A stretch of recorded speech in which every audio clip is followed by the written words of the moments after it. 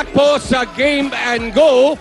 At kanina po, ipinakilala ho natin ang ating bagong addition po sa TV5, si Mr. Marvin Agustin. Ngayon naman, may dagdag na naman po na ating makakasama sa ating bagong network. Mga kaibigan, please welcome D.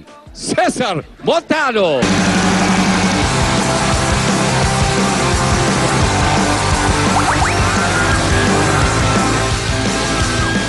Magandang hapon po. Sa mga nahapon din po sa iyo. Pabata ka na pabata, Kuya Dudes. Pare, Para ka 16 years old Oh, lang. hindi naman siguro. Talaga? Tingnan mo. Oh, tingnan patingin. Oy, payat ha? Payat, idol kita eh. Ano Nagaya to? na kita Ano eh. ba? Itong ginagawa mo yan? Ayan ang Artista Academy. So, Yan ano ang yun? artist- Nagtuturo ka na kayo ng acting? Hindi ako magtuturo, pero may mga magtuturo dito. Ako ang live exam presenter ng Artista Academy. Ano yung live? Sorry. Ano yung live exam? Live. Oh, live kasi nila mapapanood to every Saturday. Oh, wait, abante ka konti. Kasi inaabot yung pitaka mo eh. Ikaw pala yun ha. Oh, gano'n, nakita ko. Ginanon ako kanina eh. Gumagano'n ako eh. Ginanon ako. Walang ganunan ha. Oh. Ang Artista Academy ay ang first real academy on Philippine television. Nauhubog sa isang Best Actor at Best Actress. Yan. Okay, ito yung bago sila isasalang, medyo nandun din lahat ng mga rekados. Totoo. Yung baka meron na silang mga bala, ang mga balang kailangan para maging batikan. At saka totoong eskwelahan ito. Ito, totoo. Oo. Ganito kasi ang kwento niyan. Ang TV5 Talent Center na pinamumunuan ni Direk Mac Alejandre ay inatasan ang Asian Academy of Television Arts na pinamumunuan naman ni Ma'am Wilma Galvante para gumawa ng module para hasain at gawing dalubhasa ang mga estudyante. Wow! Magiging dalubhasa sila. Di ba? Eto, mga respetadong tao sa industriya, nandiyan dyan si Direk Joey Lamangan. Tinatanong mo kayo na kung sino yung mga magtuturo.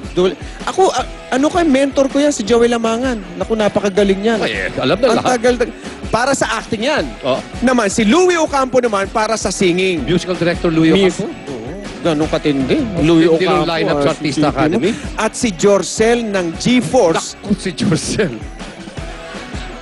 Si Jorcel. Jorcel. Siya mismo yun. Siya mismo! Oo, wala nang iba. Yan para naman sa dancing.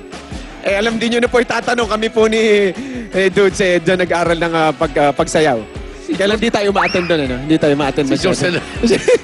Masyadong baka malaman Ang nila. galing na choreographer. Sobra. Grabe. Ngayon, ang tanong ko naman dyan, paano sumali? Ay, buti tinanong mo. Eto yan, paano sumali? Kaya magpapa-audition po kami sa June 19, Martes po yan. Ngayong Martes na sa Grand Audition po, Smart Araneta Coliseum. Ulitin ko po, Grand Audition po yan, Smart Araneta Coliseum. Mula sa audition na ito, pipili po ang TV5 ng mga estudyanteng gagawing scholar sa Artista Academy. Ano ngayon ang mga requirements? Napakasimple na requirements. Dadalhin nyo lang, syempre, huwag nyo kakalimutan yung talent niyo. Kaya lang ihanda nyo na yung talent. Kung singing, acting, dancing, ano man yan, ipakikita nyo doon po. Ang best photograph, pinakagwapo, pinakamaganda yung photograph, dalhin nyo po, birth certificate at valid ID. Kailangan 16 to 22 years old. Hindi pa rin lumagpas ha. Oo. Kaya yung mga under 16 o lagpas 22, wag na kayong sumali. Kailangan, wag na. Baka sa sunod, baka Oo, magkaroon oo. tayo ng iba pang... Kaya yung mga friends mo, pwede mo na papuntahin lahat doon. Yeah. Yeah? Maka-level mo yan eh. Di ba? Hindi, friends. Mga scholar ko. Mga scholar mo. Mga scholar mo. Basta po, sa Martes, June 19, Artista Academy, papasa ka ba? Okay, maraming salamat, Mr. Cesar Montano, mga kaibigan. Artista Academy, magbabalik po ang Game and Go.